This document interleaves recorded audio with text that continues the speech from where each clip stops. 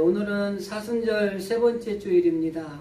말씀드린 대로 사순절은 부활주일 전에 주일을 뺀 40일 기간에 절기를 이야기를 합니다. 그래서 이 기간에는 금식을 한다든지 예수님의 고난에 동참을 한다든지 아니면 다른 여러 가지 것들을 통해서 경건의 삶을 실천하는 그런 기간을 가지고 부활의 주님을 만날 준비를 하는 기간이에요. 그래서 여러분들이 사순절 절기를 통해서 정말 주님이 걸어가신 고난의 말씀들을 묵상도 하고 또 주님이 하셨던 사역들의 말씀을 묵상을 하면서 내가 이 주님이 걸어가신 길에 나도 같이 걸어가야 되겠다. 그런 결단을 하면서 또 특별히 부활의 주님을 만나는 우리 이번 부활절이 될 수 있도록 이 절기를 잘 보내실 수 있기를 바랍니다. 특별히 40일 사순절 묵상 달력 말씀과 중심으로 해서 여러분들 묵상하시고요. 그리고 그 앞에 찬송 한 장 부르시고 그 말씀 묵상하고 뒤에 기도하시면 여러분 개인의 경건의 삶을 실천하는 데 아주 중요한 자료가 되니까요. 많이 바쁘시지만 그래도 시간 짬을 내셔서 한 15분, 20분 정도 내시면 충분하니까요. 일어나셔서 하시던 주무시기 전에 하시던 아니면 점심 드시고 하시던 꼭 한번 실천해 보셔서 정말 올해 사순절 기간에 주님 만날 준비 잘했다. 이런 칭찬받는 진실의 성도들이 되시기를 바랍니다. 그리고 2월달에 이어서 3월까지 지금까지 마음의 병을 치유하자라는 주제를 가지고 오늘까지 좀 말씀을 나누도록 하겠습니다. 코로나 때문에 많은 육신의 질병에 염려가 되죠. 그런데 코로나 때문에 몸이 아픈 것보다 마음의 병이 든 게 더 많은 것 같아요. 제가 이 사람들을 만나봐도 그렇고요. 그리고 그 만난 사람들과 이야기를 해봐도 아픈 거야 며칠 앓고 나면 괜찮은데 이거로 인해서 파생되는 여러 가지 마음의 병들이 생긴다는 거예요. 걸릴까봐 불안한 것도 마음의 병이고요. 그리고 그 불안과 더불어 생기는 두려운 마음들이 있기 때문에 마음이 편안치 않으니까 그것도 마음의 병이고, 그리고 또 돌아다니다가 조금만 일들이 있으면은 이게 또 위험하진 않는가 걱정하고 근심하고 있는 것들도 마음의 병이고, 그리고 이런 경제적인 어려움이라든지 아니면 사람과의 관계라든지 이런 것들로 인해서 오는 이 우울증세라든지 아니면 무기력증이라든지 이런 것들도 다 마음의 병으로 오게 되더라고요.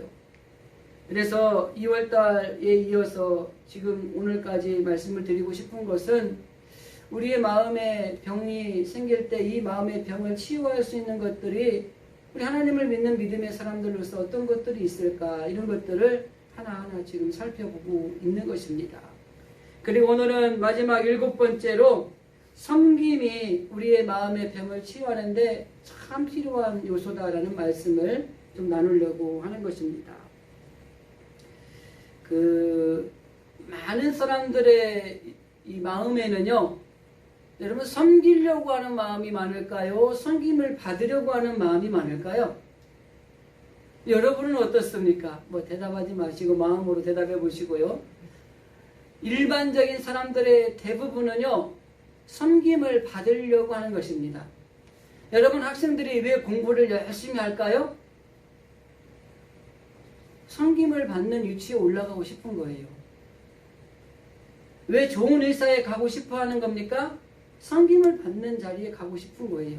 그래서 일반적으로 사람은 누구든지 다 섬김을 받으려고 하지 섬기려고 하는 마음이 적게 돼 있어요. 그런데 이 섬김을 잘못 사용하면 오히려 마음에 병이 드는 거예요. 그리고 이 섬김을 잘 활용을 하면 이 마음의 병이 치유가 되는 것입니다. 그 섬김의 이 백신을 예수님께서는 예수님의 제자들에게 접종을 해준 거예요. 오늘 우리가 읽은 마지막 성경 구절이 뭐죠? 예수님이 이 땅에 오신 목적을 분명하게 말씀하고 있는 거예요. 내가 온 것은 섬김을 받으려고 온 것이 아니라 섬기려고 왔다는 것이 1번입니다.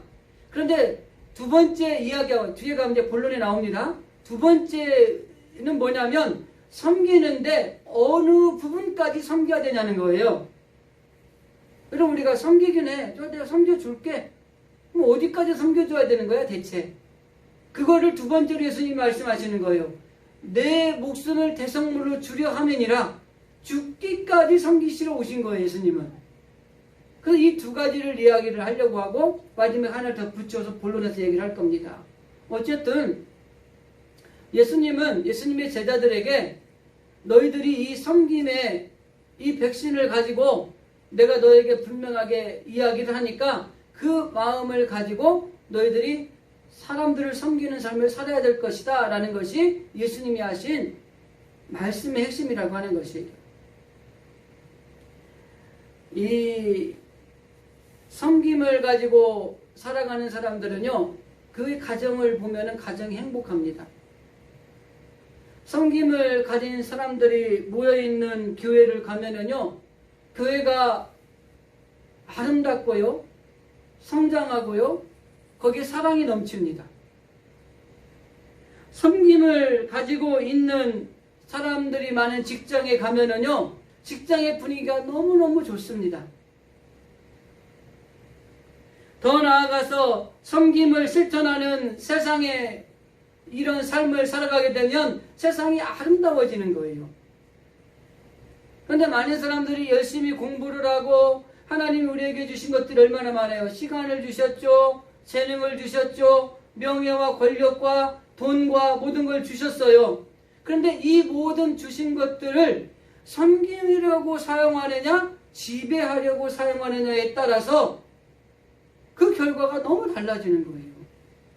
내가 하나님이 우리에게 주신 것들을 가지고 지배하려고 우리가 그걸 사용을 하면은 교회가, 가정이, 그리고 세상이, 직장이 지옥이 되는 거예요.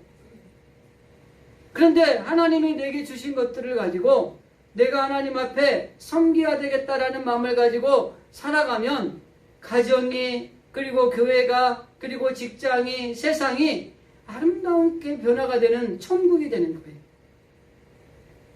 그래서 우리가 하나님 우리에게 주신 것들을 가지고 나는 섬기고 있는가? 하나님이 내게 주신 것들을 가지고 혹시 지배를 하고 있지는 않는가? 이걸 우리가 잘 점검하셔야 됩니다.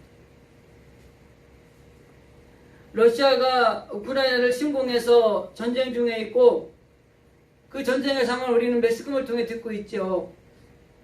그런데 이 권력도 마찬가지예요. 이 권력을 주었으면 이 권력을 섬기는 데 사용을 하면은 천국이 되는 거예요. 근데 이 권력을 주니까 그걸 지배하려고 사용하니까 전쟁을 일으킨 거예요. 그래서 그 고통과 그 힘든 어려운 일이 생기는 거예요.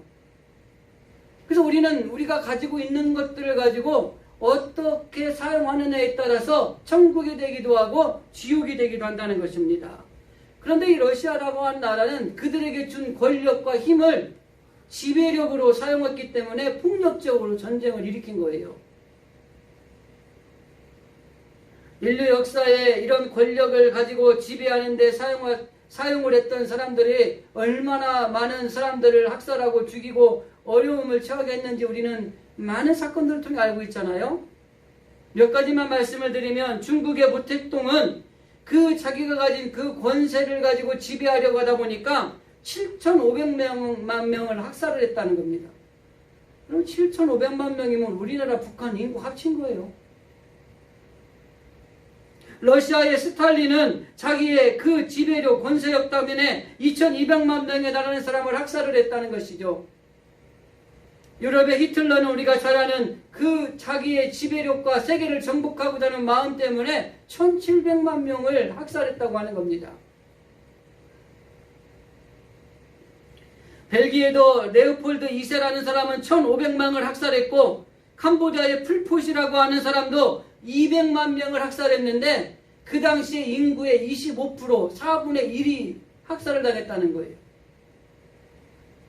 마음속에 있는 지배력, 권세를 가지고 지배하고자 하는 마음을 가지면 이렇게 비극적인 이런 일들이 일어난다고 하는 것입니다. 이 땅에 하나님의 나라가 이루어지고 천국이 이루어져야 되는데 지옥이 이루어지고 정말 너무 힘들고 어려운 일들이 일어난다는 거예요. 여러분 이렇게 얘기하니까 아주 우리하고는 딴 세상 같은 이야기 같죠. 근데 똑같아요. 하나님 내게 주신 시간, 하나님 내게 주신 재능, 하나님 내게 주신 물질, 하나님 내게 주신 권력, 이런 것들을 가지고 우리가 섬기려고 마음을 먹지 않고 지배하려고 그거를 활용해서 내가 내 유익을 추구하려고 하는 순간 그거는 폭력이 되는 것이고, 그로 인해서 피해를 입는 사람들은 부지기부수로 일어나는 놀라운 역효과를 일어난다고 하는 것입니다.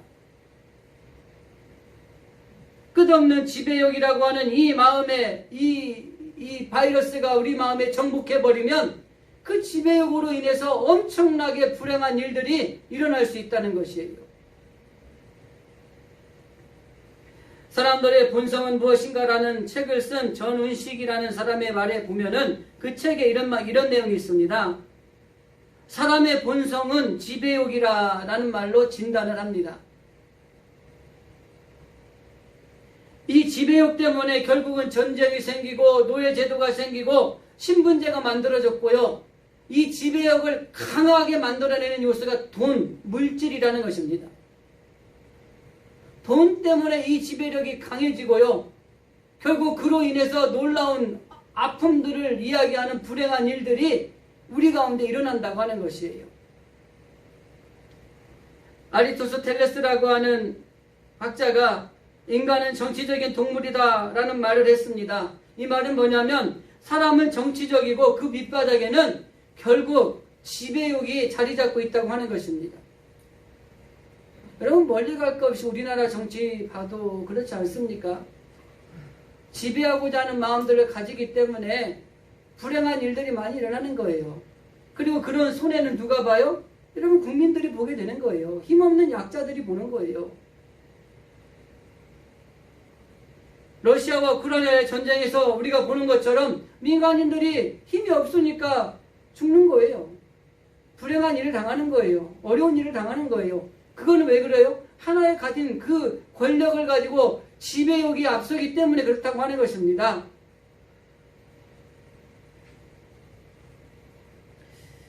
다른 사람을 마음대로 통제하려고 싶은 마음, 이것이 어떻게 보면 갈등과 분열을 일으키고요. 이것이 내 뜻대로 되지 않으면은 포기하는 경향이 있는 그런 삶을 살아가는 경우가 있다고 하는 것입니다.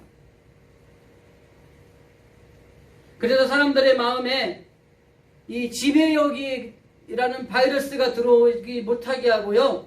성김이라고 하는 백신이 들어와서 이 마음속에 성김의 항체가 생기면은 누구를 만나든 어떤 상황을 대처하든 그곳이 천국이 될 수 있는 놀라운 은혜가 넘치는 거예요. 그런데 지배욕이라는 바이러스가 들어와서 그거를 가지고 우리가 활용을 하면 지옥이 되는 겁니다. 그래서 사람들의 마음속에 조금 더 이 예수님이 제자들에게 섬김의 백신을 접종해 주었다고 한다면 오늘 이 시대를 살아가는 하나님을 믿는 저와 여러분에게도 동일하게 주님은 우리에게 섬김의 백신을 접종해 주셨고 그것이 우리 마음속에 항체가 생겨서 섬김의 삶을 살아가고 그리고 섬김을 가지고 하나님이 내게 주신 것들을 가지고 섬기려고 하는 이런 마음을 가지고 살아간다면 내가 가는 곳마다 천국이요 내가 가는 곳마다 은혜요 그리고 복이 넘치는 놀라운 축복의 자리가 되는 그런 하나님의 자녀가 될 수 있다고 하는 것입니다. 그래서 어떻게 보면은 최고의 권력을 가진 분이 예수님 아닙니까? 그리고 인간의 질병을 치료하러 오신 예수님이 이 세상의 제자들에게 분명하게 말씀해 주신 것이 뭐예요?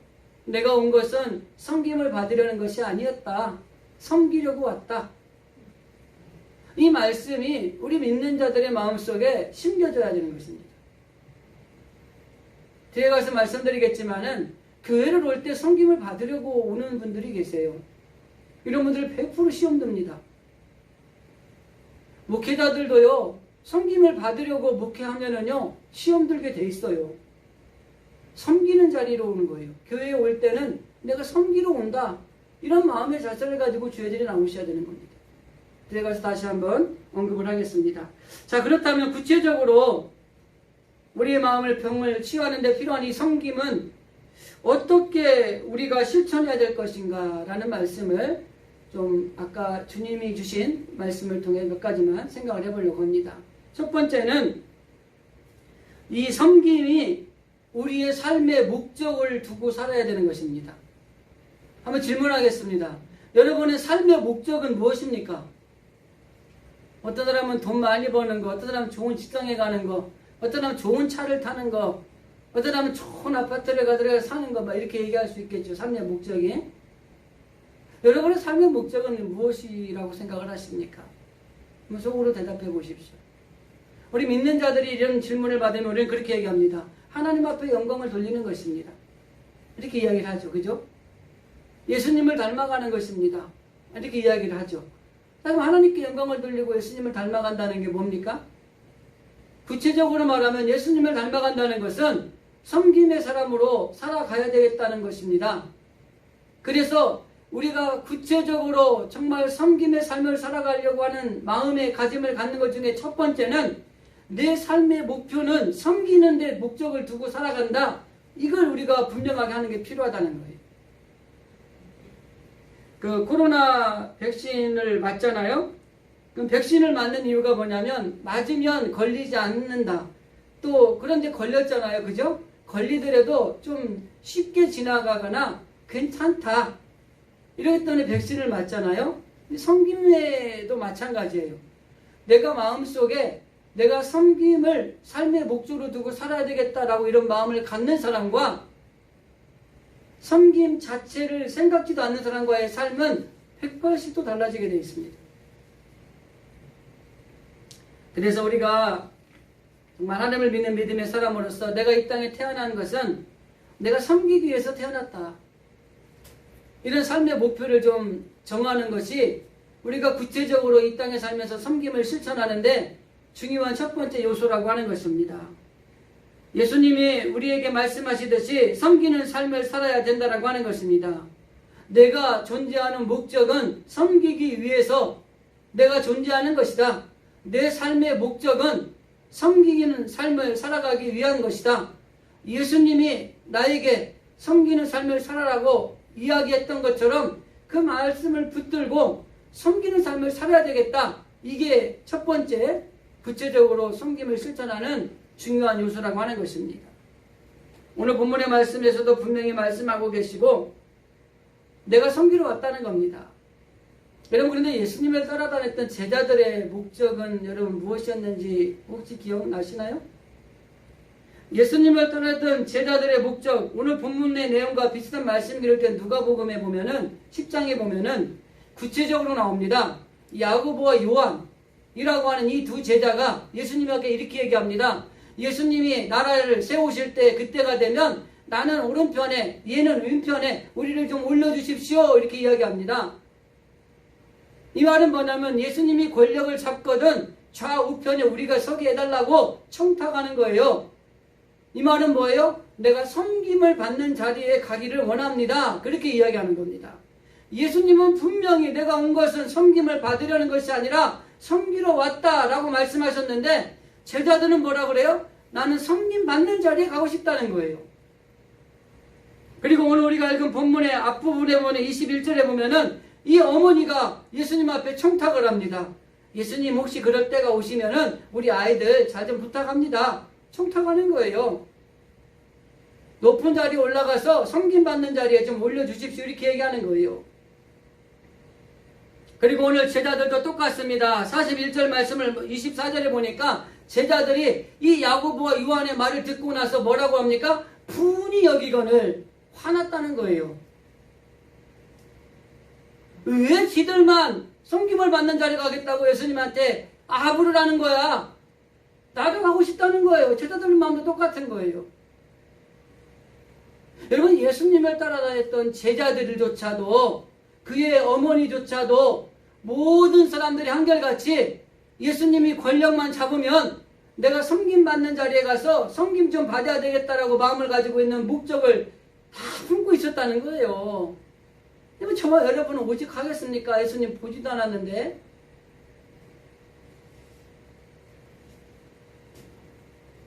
대통령 되면은 그 자리 옆에 뭐 하나 더 장관도 해야 되고 뭣도 해야 되니까 열심히 아부하는 거예요. 교회도 마찬가지고요. 어느 부서, 직장도 마찬가지고 다 이런 일들이 일어난다는 겁니다.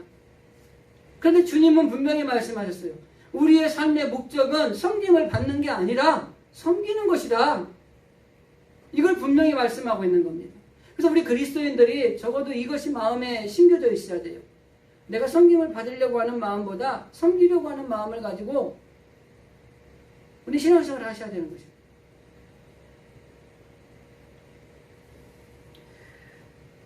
인간의 마음의 본질은 다 섬김을 받는 욕구로 채워져 있다고 하는 것입니다. 가정에서도 학교에서도 직장에서도 세상에서도 섬기는 것보다는 섬김을 받아야 되겠다라고 하는 이런 강한 마음들을 누구나 가지고 있다고 하는 것입니다. 최근에 강원도 산불이 여러 군데 났었잖아요. 그 중에 양양인가에서 어떤 분이 불을 질렀죠. 잡혔는데 그분이 뭐라고 얘기해요? 자기를 무시해서 불 질렀대요. 이게 뭔 말이에요? 자기를 섬겨주지 않았기 때문에 자기가 불을 냈다는 겁니다. 우리의 마음속에 섬김을 받고자 하는 마음들이 그런 지배력이 강하게 있다 보니까 나를 섬기지 않고 나를 무시하는 것들에 대해서 나는 불만을 토론해서 나는 이런 일들을 저질렀다는 거예요. 그런데 그 마음속에 섬김을 받으려고 하는 마음이 아니라 섬기려고 하는 마음이 있었다면 누가 무시를 하든 어찌든 간에 그런 마음들이 생기지 않았을 거예요. 사람들은 대부분이 힘을 얻어 지배의 자리에 올라가려고 하고요. 일정한 자리에 오르고 싶어 하는 것입니다. 그렇기 때문에 우리가 어떠한 경우에도 내 마음속에 있는 이 지배력을 가지고 내 안에서 바이러스가 퍼지지 않도록 예수님이 우리에게 접종해 주신 섬김의 백신을 가지고 섬김을 나의 삶의 목적으로 삼아야 되겠다라는 이 항체를 형성을 해서 지배력의 바이러스를 과감하게 물리치고 섬김의 삶을 실천하는 삶을 살아가는 것이 우리가 이 땅에 섬김을 실천하는 가장 중요한 핵심이라고 하는 것입니다. 예수님은 분명히 말씀하십니다. 25절 말씀에 보면 예수께서 불러다가 이르시되 이방의 집권자들이 그들을 임으로 주관하고 그 고관들이 그들의 권세를 부리는 줄을 너희가 알거니와 세상에 있는 사람들은 자기의 힘과 권력을 가지고 자기가 섬김을 받으려 한다고 하는 것입니다. 그리고 그것이 온전히 이루어지지 않으면 폭력이 행사가 되는 거예요. 예수님이 탄생할 당시에 대표적인 왕이 헤롯 왕입니다. 이 헤롯 왕이 자기가 가진 그 섬김의 위치를 놓치고 싶지 않은 마음에 생긴 사건이 뭔지 아세요? 동방의 박사들이 별을 보고 유대인의 왕이 태어난다고 하니 그 왕을 경배하는데 왕 어디 있습니까? 내가 왕인데. 그 사건으로 인해서 그 시기로 해서 2살 이하의 아이들이 다 죽여버리는 엄청난 학살이 일어났어요. 왜? 딱 한 가지예요. 섬김을 받고자 하는 지배력이 이 헤롯을 꽉 잡고 있었기 때문에 그래요. 세상에서 최고의 권력을 가진 예수님은 우리에게 분명히 말씀하십니다. 내가 온 것은 섬기를 받으러 온 것이 아니라 도리어 섬기려고 왔다. 우리는 최고의 권력을 가진 사람들도 아니고요. 그저 하나님이 우리에게 주신 것들을 가지고 주님을 위해서 최선을 다해서 살아가는 하나님의 자녀들입니다. 최고의 권력을 가진 예수님도 내가 섬김을 받는 것이 아니라 나는 섬길 거라고 얘기한다면 그렇게 많은 권력을 가지지 않은 우리들이 하나님이 주신 것들로 섬기는 삶을 살아가는 것이 마땅하다는 거예요. 예수님은 더불어서 마태복음 20장 26절 27절에서 이 섬김에 대한 것들을 다시 한번 교훈하시면서 이렇게 말씀하십니다. 너희 중에는 그렇지 않을지니, 앞에 뭐라 그랬죠? 권세 있는 자들은 자기 있는 권세를 가지고 그 지배력을 가지고 섬김을 받으려고 해. 그런데 너희들은 그러면 안 돼. 그 말이에요. 그러면 그 뒤에 이렇게 얘기합니다. 너희 중에 누구든지 크고자 하는 자는 너희의 종이 섬기는 자가 되고 너희 중에 누구든지 으뜸이 되고자 하는 자는 모든 사람의 종이 되어야 하리라. 여기 보면 하나님의 나라는 섬김의 원리가 지배하는 나라라고 하는 거예요. 그러니까 네가 크고 싶으면 섬겨야 된다는 거예요. 으뜸이 되고자 하면 오히려 낮아지는 종의 자리에 가야 된다는 거예요. 그게 하나님의 섬김의 지배의 원리입니다. 이게 역설적인 진리예요.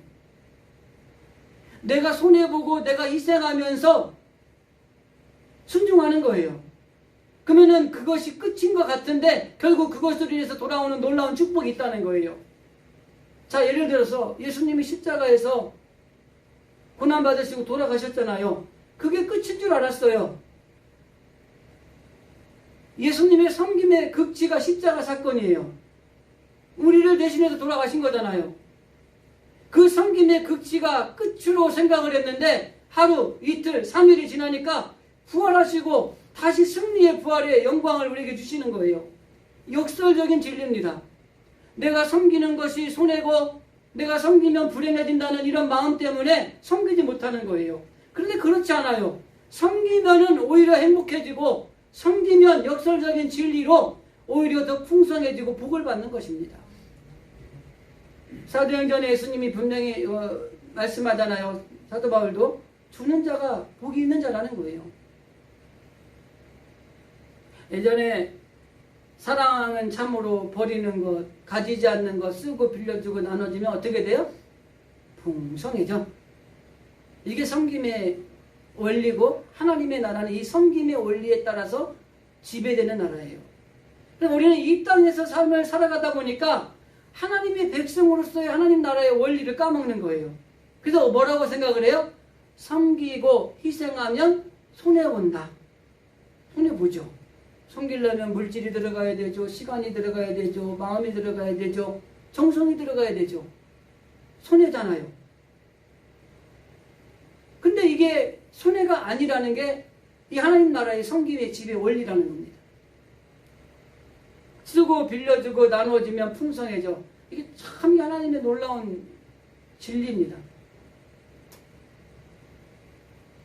그래서 이 섬김을 받는 데 목적을 두는 것이 아니라 내가 삶의 목적을 섬기는 데 두고 살아야 되겠다. 이게 첫 번째 중요한 요소라고 하는 것입니다. 그것이 하나님의 기뻐하시는 것이고 그리고 그런 삶을 살아가는 하나님의 자녀들이 주님의 백성이 되는 것이에요. 성경에는 믿는 자들이 섬기는 삶의 목적을 두어야 될 것이라는 것들을 여러 군데서 말씀을 합니다. 에베소서 2장에 보면은 모든 인간은 하나님을 섬기도록 창조되었다. 디모데후서 1장에 보면은 하나님은 우리를 하나님을 섬기도록 구원해 주셨다. 구원해 주신 목적도 섬기라고 하는 것이에요. 그리고 우리의 직분을 준 것도 우리에게 은사를 준 것도 섬기도록 하신 것이다. 그리고 섬기는 일을 부름을 받았고 섬기는 영광을 받은 사람들이 바로 하나님의 자녀들이다. 그러니까 우리는 하나님이 우리에게 주신 것들을 가지고 섬기는 삶을 살아가야 될 것을 분명히 성경은 이야기하고 있는 겁니다. 중요한 건 뭐예요? 이 말씀, 이 명령에, 이 하나님 주신 소명에 내가 순종하느냐 그렇지 않느냐에 따라서 결정이 되는 거예요. 그런데 많은 사람들이 하나님이 섬기라고 나에게 주신 것들을 가지고 자기의 유익을 추구하며 사는 거예요. 그리고 하나님이 나에게 주신 이 좋은 것들을 가지고 다른 사람을 지배하려고 하는 그런 마음을 가지고 살아가는 것들이 있는 거예요. 그러니까 세상이 지옥이 되는 거고요. 삶의 자리가 불행해지는 겁니다. 정말 하나님이 주시는 천국의 삶을 살아가고 우리의 가정이 천국이 되고 우리의 교회가 천국이 되고 내가 있는 그 자리가 천국이 되기 위해서는 하나님이 우리에게 주신 것들을 가지고 섬김을 목적을 가지고 살아가야 되겠다는 결단력이 필요하다는 것입니다. 그래서 예수님처럼 나는 섬김을 받으러 온 것이 아니라 섬기려고 이 땅에 태어났다. 내 삶의 목적은 섬기는 삶을 살아가는 것이다. 이게 참 중요하다는 겁니다. 자, 두 번째는 내가 섬기는 게 목적이라고 그걸 삼았다고 한다면 이 두 번째는 뭐냐면 그럼 언제까지 섬길 것이냐는 거예요. 아까 예수님이 마지막 28절에서 내가 온 것은 섬김을 받으려니 아니라 섬기려고 왔다. 이게 1번이었다고 그랬잖아요. 그럼 2번은 뭐예요? 그럼 언제까지 섬겨야 되냐는 거예요. 우리가 그런 게 있잖아요. 뭔 기간이 정해지면 무슨 일을 해도 할만하잖아요. 그죠?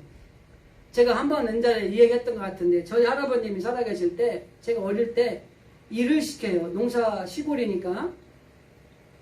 근데 예를 들어서 요만큼 일하고 나서 너 나가서 놀아도 돼? 그럼 이거 금방 할 것 같아요. 근데 우리 할아버지가 참 똑똑하신 분이셨는데 그거 일머리가 없으셨어. 저한테 일을 시키는데 요것도 하고 요것도 하고 요것도 하고. 근데 이게 보니까 놀 시간이 없어요. 그럼 저는 어떻게 하는 줄 알아요? 처음에 준 것만큼도 안 하고 놀아요. 그냥 거기서. 어떤 목적이 있으면은 그래도 할만해요. 그죠? 섬기는 것도 어디까지 섬겨주면 돼. 목적이 있으면 섬길만 해. 근데 끝이 없어요. 그래서 제가 두 번째 단락의 제목을 이렇게 정했어요. 섬기는 것은 끝까지 섬기며 실천해야 된다는 겁니다. 예수님이 뭐라고 말씀하세요? 섬기러 왔고 두 번째 말씀하시는 핵심이 내가 섬기는데 어디까지 섬기냐면 내가 너를 위해서 내 목숨을 내놓을 거야. 이거는 죽기까지죠. 섬기는 걸 우리가 어디까지 섬겨야 돼요? 내 죽을 때까지 섬겨야 돼요. 저는 그걸 죽으라고 그러면 기분 나쁠 것 같으니까 끝까지라는 말을 바꾼 거예요. 섬김의 실천의 구체적인 두 번째는 끝까지 섬김을 실천하며 살아야 된다고 하는 것입니다. 이 백신을 맞으면 그 효과가 장기적으로 오래 그냥 나타나야 되잖아요. 그죠? 지난주에 말씀드릴 때 백신은 두 가지 있다고 했는데 기억나시나요? 설교를 주중에 한 번씩 더 들으라고 그러셨는데 안 들었으니까 기억이 안 나시죠? 그러면 주중에 한 번씩 꼭 수요일쯤 한 번 더 들으세요. 수요일에 못 들으니까. 대답들 안 하시네. 안 들으려면 마세요. 생백신과 사백신이 있다고 그랬잖아요.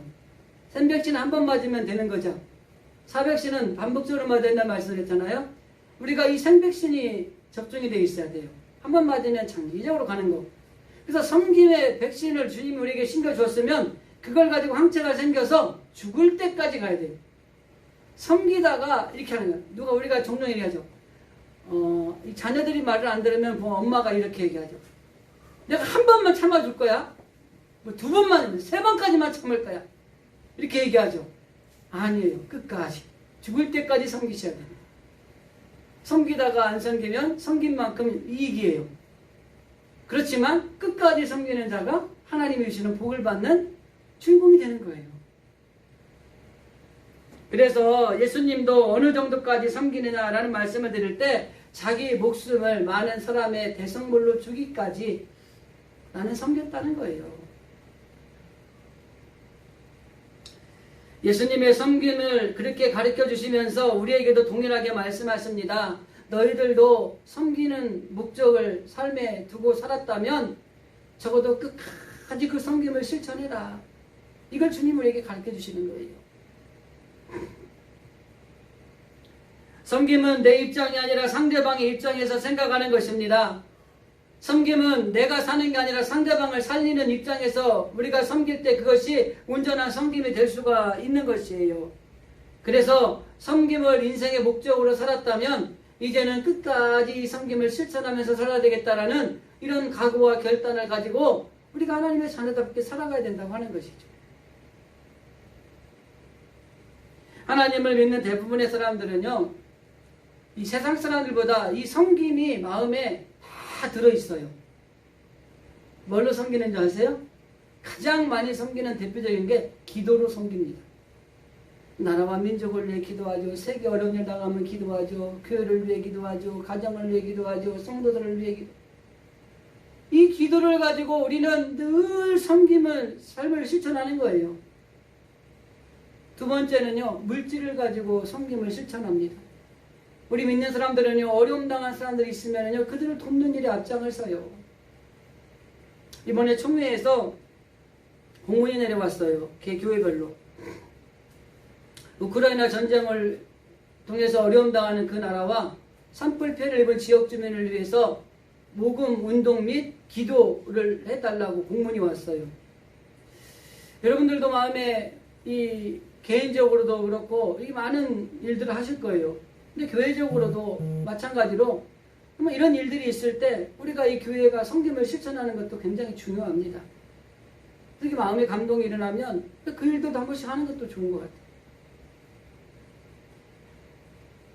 그리고 부족한 사람들을 보면은 우리 믿는 사람들은 하나님 앞에 헌금을 드리잖아요. 그죠?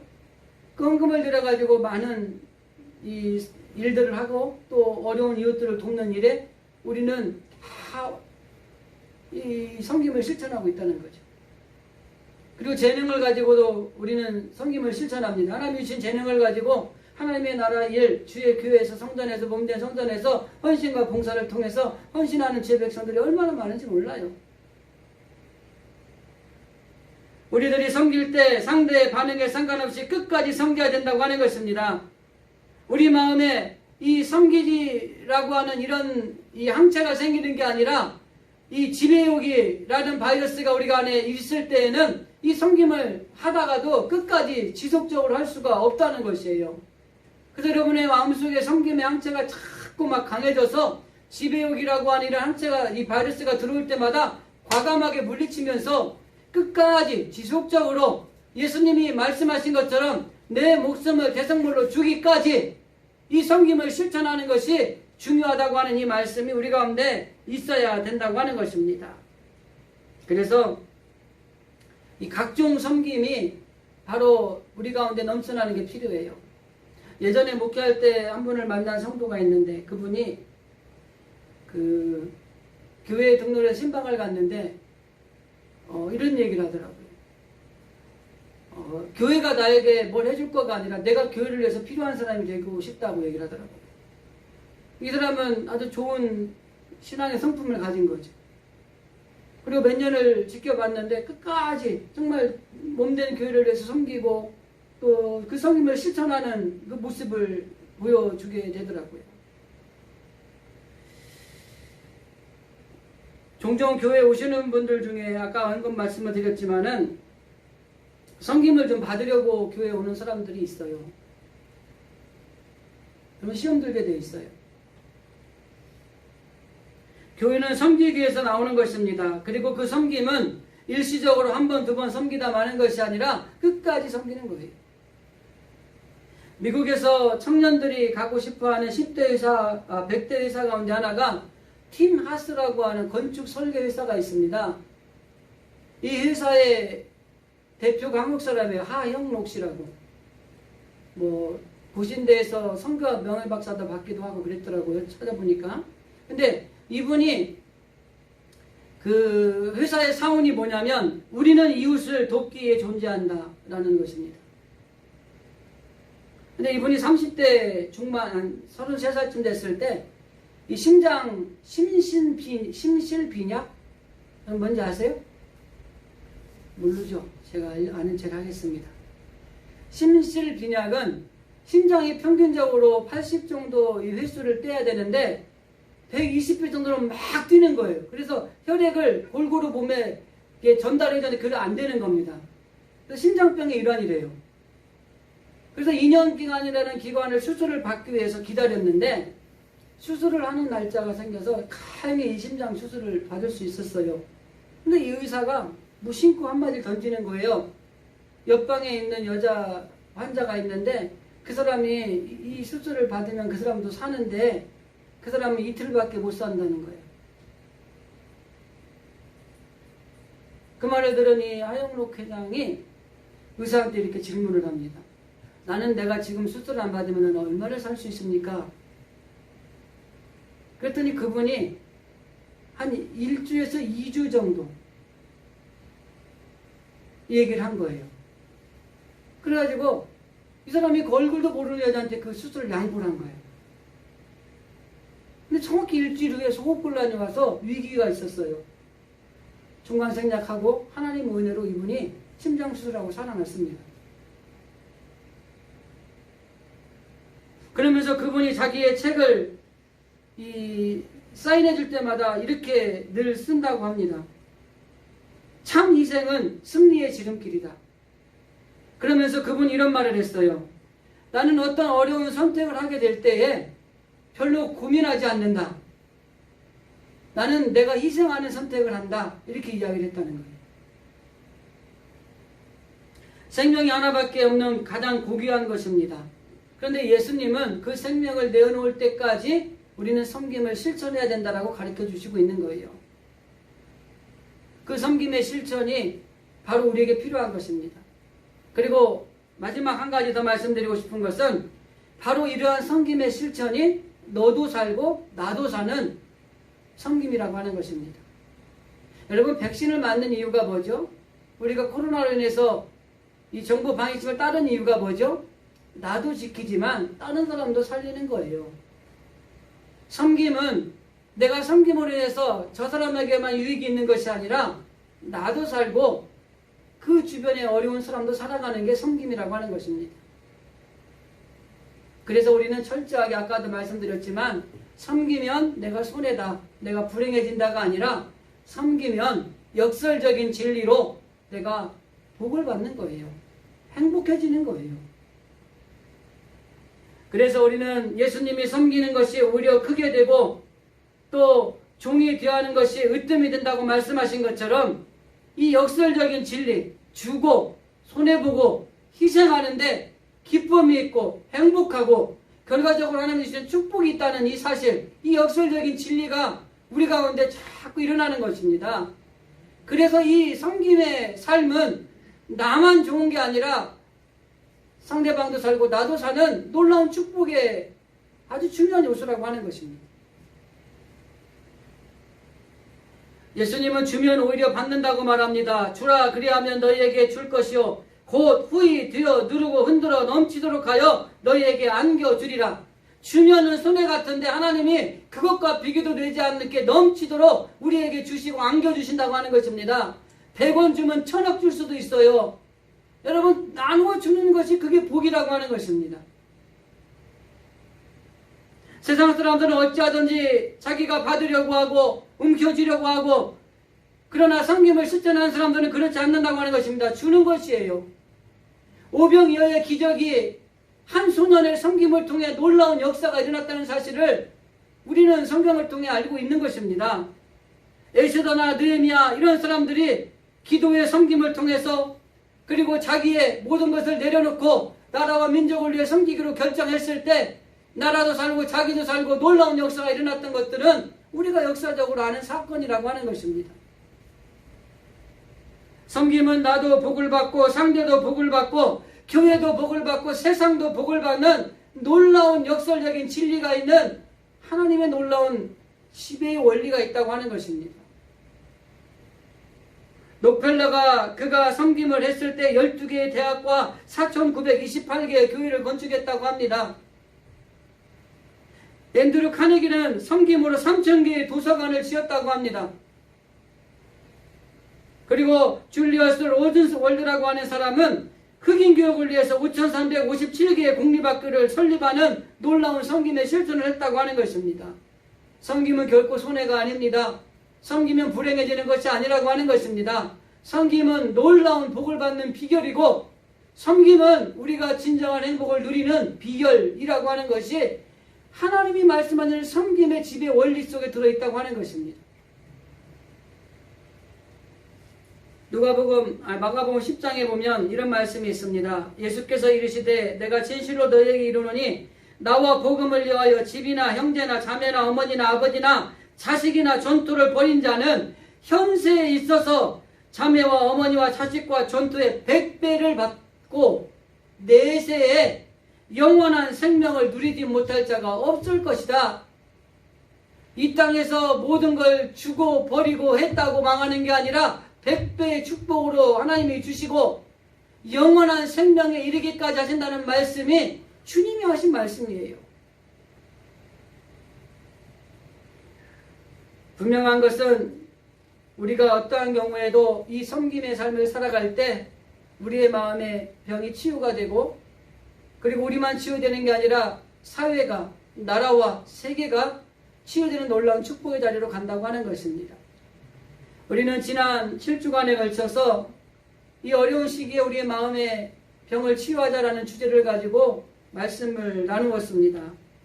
특별히 마음의 병을 치유하기 위해서 우리 가운데 꼭 필요한 것은 구원의 확신이 있어야 된다는 것이고 자족하는 마음 그리고 소망을 가지고 있어야 되고 함께하는 특별히 하나님의 함께하심이 그리고 십자가의 사랑 그리고 회개 그리고 오늘 말씀 나눈 섬김이 있을 때 마음의 병이 치유된다는 것입니다. 이 말씀을 붙드시고 여러분 마음에 크고 작은 병이 우리 가운데 나타나게 될 때에 이 치유하는 이 중요한 요소들을 가지고 여러분 치유받으시고 하나님이 기뻐하시는 하나님이 또 원하시는 하나님의 자녀들로서 이 땅에 주의 사역을 감당하는 우리 신실의 성도들이 다 되어줄 수 있기를 주님의 이름으로 간절히 기도드립니다.